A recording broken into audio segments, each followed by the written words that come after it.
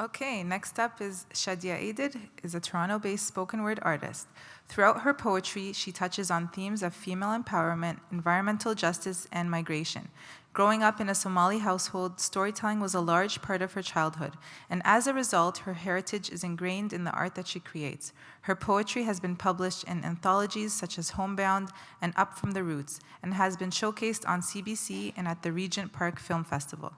Shadiya holds a Bachelor of Environmental Studies degree from York University and currently works for the environmental nonprofit Regenesis. You can find her work on her fan page, www.facebook.com/shadia.aidid, or by following her Twitter and Instagram at shashafunk. Please help me welcome Shadiya Aidid.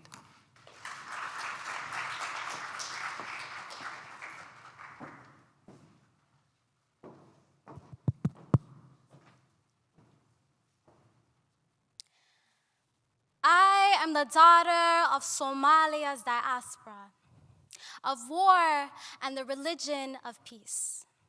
The middle child of middle stature with purple lips that don't give purple kisses because I forget how good affection tastes.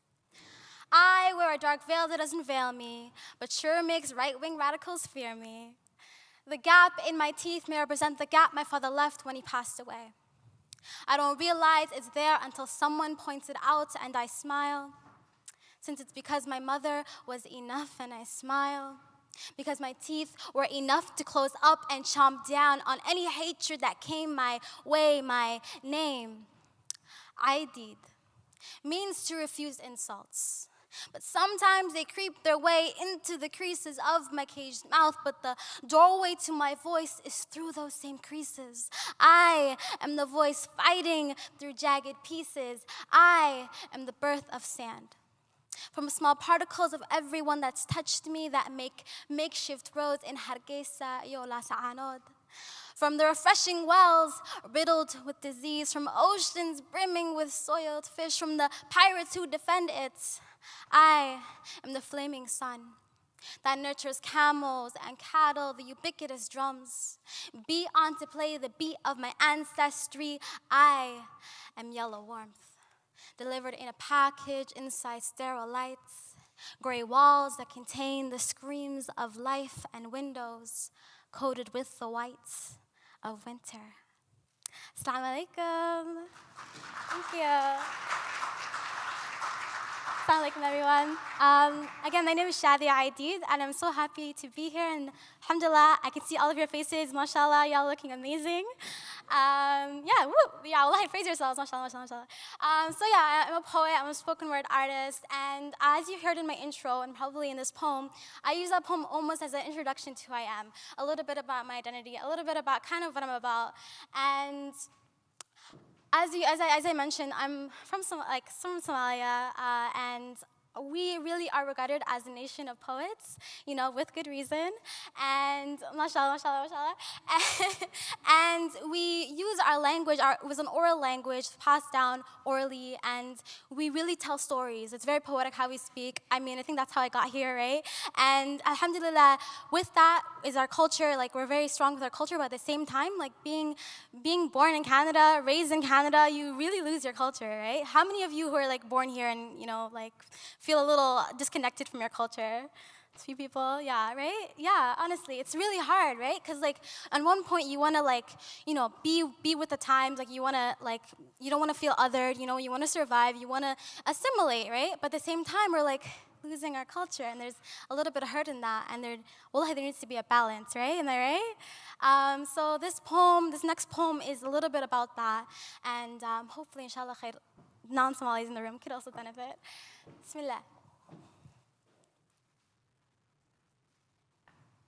We've fallen into the rhythm of assimilation. Colonizer's tongue masking your own mother tongue. Force-fed you the English language so you've mastered how to write, recite your master's tongue. Pack and unpack until you forget where you're from. We've fallen into the rhythm of assimilation. A similar rhythm to conversations about multiculturalism and integration. But our black words were seen as too backwards, so we've lost our identities in translation. Open your mouth to speak, but your words can't break through borders. Drawn with red pastel by colonial imposters, carved nations into the backs of our mothers, left us with droughts and empty waters, poisoned our seas and wondered why we turned to piracy. We navigate the tides of two cultures, we think in two languages. Diaspora. We, the children of Somalia. We, displaced, deserted, disconnected from the realities our kin face back home, disassembled, forced to put ourselves back together again, disheartened, disregarded, disappearing like the lives lost on the passage to asylum. We've spent too much time in the water.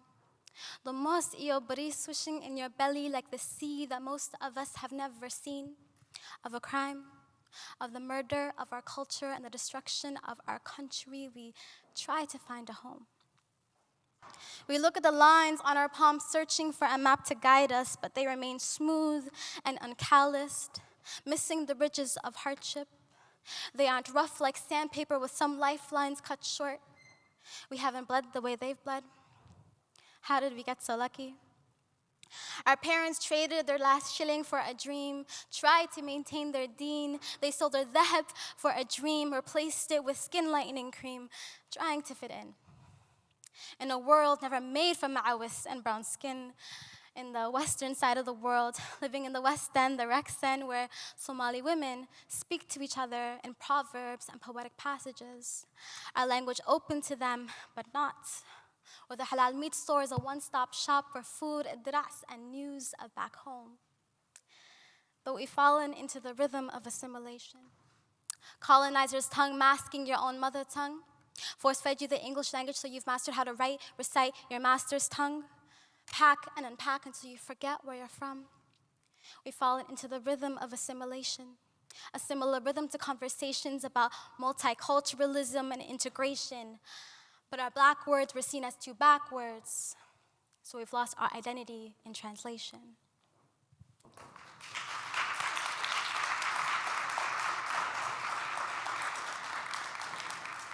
Jazakallah, thank you so much.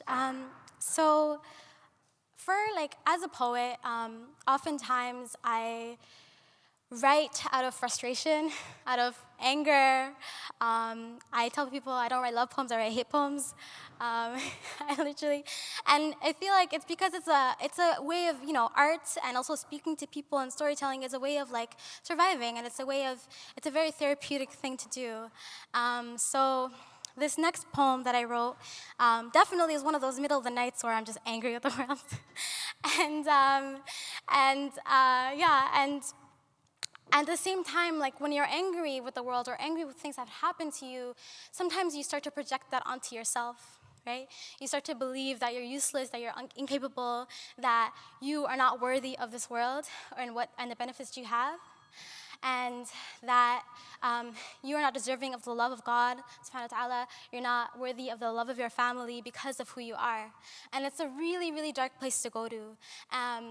So I'm here to just remind everyone that whenever you get into that place, know that everyone around you is supportive of you. Everyone's rooting for you, right? And not that forget the haters, don't mind them.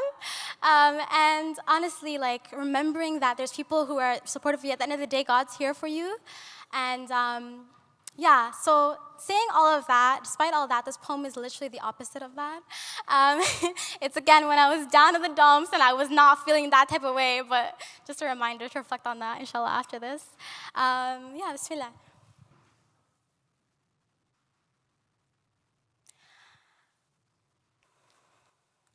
I hate humans. I hate us. I hate people so much. I hate the weather, but this temperature. I hate friends, I hate family, I hate everyone but you. I hate misunderstandings. They're the satans of this world, the stepped-on Lego pieces of life, the stained whites. I hate people who play victim.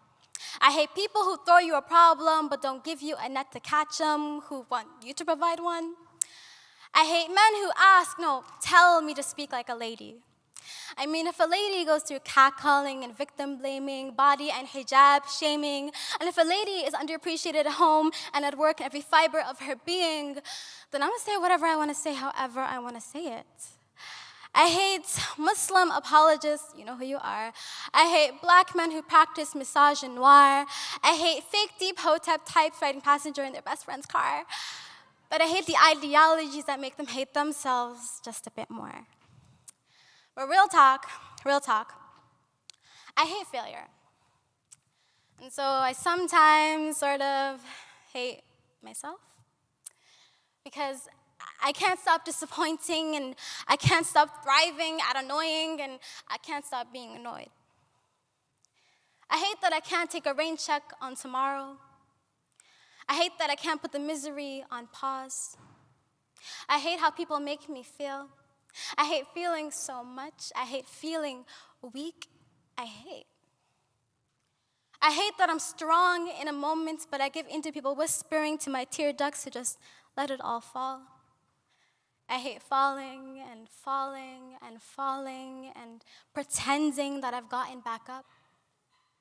I hate that I don't have a plan to fix anything, to make things better, to stop hating, and to stop people from hating me. I hate hate so much. I hate everything but us. Jazakallah, thank you so much.